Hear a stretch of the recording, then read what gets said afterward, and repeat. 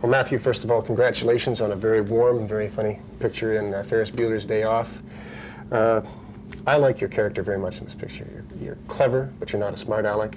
You're resourceful, but you're not exploitative. Is that the way you see it? Yes, that's precisely how I see it. Yeah, that sounds good. It's different than a lot of youth pictures that we see, in that you are still defying authority to some extent, but you're not destroying property, you're not getting into food fights, you're not peeking at girls through a hole somewhere. It's a little bit more sophisticated, maybe a little bit more realistic. Yeah, I think that's nice. I hope so. That's one thing I kind of like about it.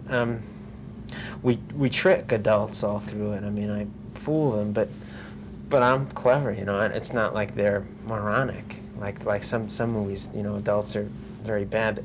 I think in this movie, the kids are struggling just like the adults are in a way, which is nice. And he fools his parents, but it's very clear that Ferris loves his parents and they like him. So it's kind of nice that way. It's very funny, and yet I think there's definitely a serious tone in it and a positive message in it. Do you want to sort of articulate that message, if you like? Yeah, well, I think the seriousness of it is partly because it's the last hurrah of high school. I mean, it's the end of childhood in a way. He's got this great system of friends, Ferris does, and parents, and his bed, his nice cuddly bed, and his room, and he's about to lose all of that. And when he goes to college, he'll go to a separate college from his best friend, and his girlfriend is going to remain in high school. He's a year older. So I think we can all remember saying goodbye to our house with our parents and everything, and that's a lot of what it's about, which is sort of touching, I think. Speaking of saying goodbye, as an actor, you must be thinking it's just about time not to do any more teenage roles. Yeah, I think this is the last one. Mm-hmm. Yeah. What do you want to do instead? Older things. I just did one where I played a 23-year-old in a movie called Project X.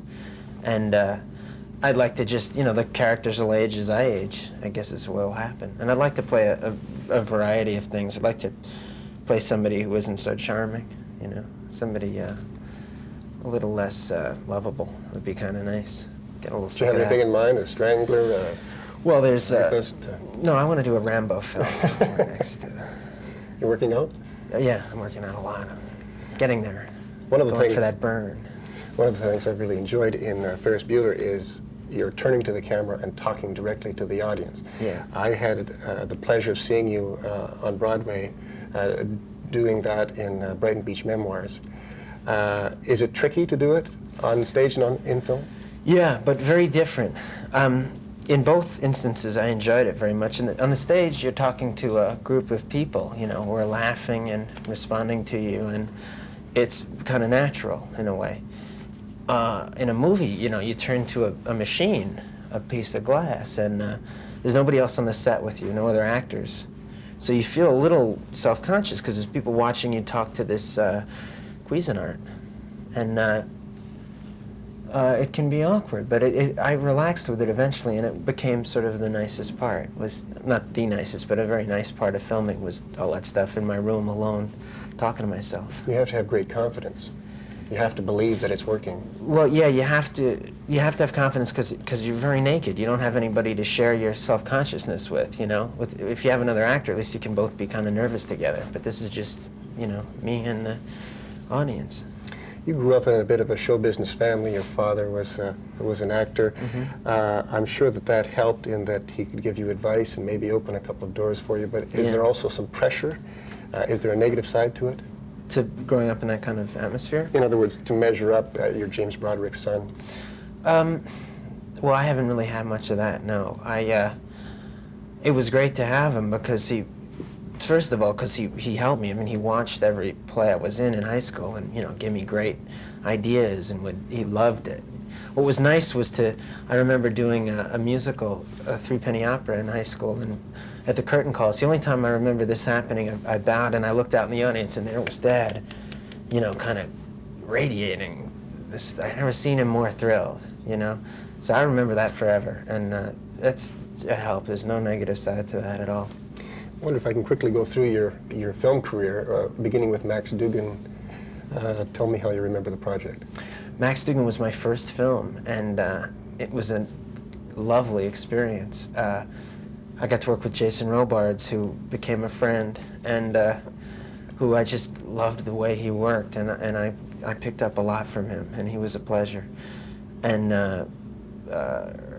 Herbert, who directed it, was very good to me. Everybody knew it was my first thing, and they were so nice to me. So that was a nice one. WarGames was a big hit, and I think it's partly responsible for the amazing number of science films we have now in the last couple of summers. Did you enjoy working on that? Yeah, I mean, again, people were nice to me. As long as they're not mean to me, I like it. And it was a good part, and a great story. You know, not so much pressure on the performance. It wasn't like, you've got to be charming, you've got to carry this picture, we're depending on you. You know, it wasn't like that. It was like, we got a great story, so just relax and do whatever you want. It's not true at all, but Ladyhawke, a bit of a change of pace, certainly a different subject matter. Although I guess your persona isn't all that much different, maybe. It should have been, you know, in Ladyhawke. That was difficult. That one was hard. It took a long time, and it was physically demanding. A lot of cold, and a lot of being wet, and a lot of dangerous stuff, and horses, which I'm no good with horses. And that kind of was a hard one. You had a very tricky challenge, too, in that you were sort of a modern influence in this very traditional medieval romance. Well, that was the confusing bit, you know. I don't know how exactly I was supposed to fit in. I never quite figured that out. Were you not happy with it? Yeah, I'm happy with it. I shouldn't be saying any of this. Yeah, it was wonderful. Okay, you mentioned a new film. I wanted to ask you about your future plans. Project X? Tell me a little bit about that. Well, that's about a bunch of chimpanzees, and I play a human who takes care of them. I'm a keeper, and I'm in the Air Force. I'm a Civil Air Patrol pilot who I get grounded in the opening scene because I'm flying drunk, and I have my girlfriend in there, and I get kicked out of it, and my punishment is to take care of these chimps who I get to know and like because one of them speaks sign language, and we become buddies. And it gets to be, it's not a comedy, it's a pretty serious movie. I've pretty well used up all of my time. I'd like to ask you quickly, what's the best thing and the worst thing about the profession you've chosen? The best thing, I don't know, the best thing is just when it feels good and people like it and I like it. When I'm acting and I'm really, really feeling it and I'm forgetting that I'm on a stage or that anybody's watching me, that's a really great feeling. And the worst thing is when that's not happening. That's about it.